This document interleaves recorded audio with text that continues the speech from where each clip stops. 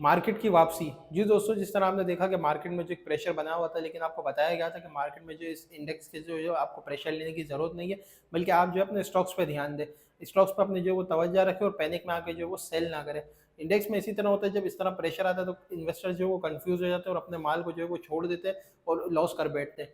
लेकिन आपको मुसलसल बताया जा रहा था हमारी पूरी टीम की तरफ से कि माल में जो वो आपने जो वो अपने आइटम्स को होल्ड रखना है और माल को छोड़ना नहीं है और पैनिक सेल नहीं करनी। बिल्कुल ऐसा ही हुआ आज मार्केट में, हमने देखा कि 2500 पॉइंट का मार्केट में जो है वो इजाफा रहा और बेहतरीन जो है मार्केट ने आज जो है वो ट्रेडिंग का मौका दिया। एक बेहतरीन जगह पे जो मार्केट की जो है वो हमें क्लोजिंग देखने को मिली। तो यही होता है कि जब इस तरह पैनिक सिचुएशन है तो आपने जो है वो मंजिल की तरफ जो अपने जो फोकस है वहाँ पे रखना होता है, मंजिल की तरफ। इस तरह जो है वो पैनिक नहीं होना चाहिए।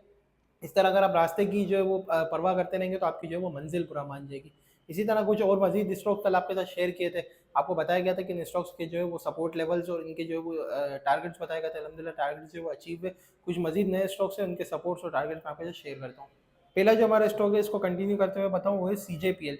सीजेपीएल का जो अब जो रेजिस्टेंस बनता है वो है 30-50। ये जो इसका रेजिस्टेंस है और इसके जो अगले टारगेट्स हैं वो 31 रुपये और 34 रुपये। 30-50 अगर ये जो ब्रेक करके मेंटेन करता है तो ये जो 31 से लेके 34 तक जा सकता है और 30 रुपये जो है वो आपका फिर स्टॉप लॉस बन जाएगा।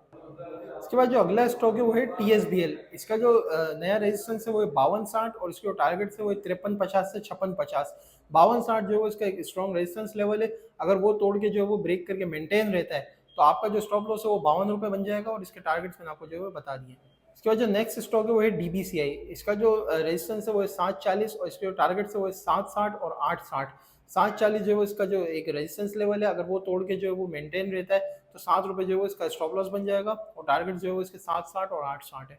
इसके बाद जो स्टॉक है वो है एएनएल। एएनएल का जो नया रेजिस्टेंस है वो है 1240 और इसके टारगेट है वो है 1260 और 1360। 1240 जो है इसका रेजिस्टेंस है, अगर वो ब्रेक करता है और मेंटेन रहता है तो 12 रुपये जो है इसका स्टॉप लॉस है।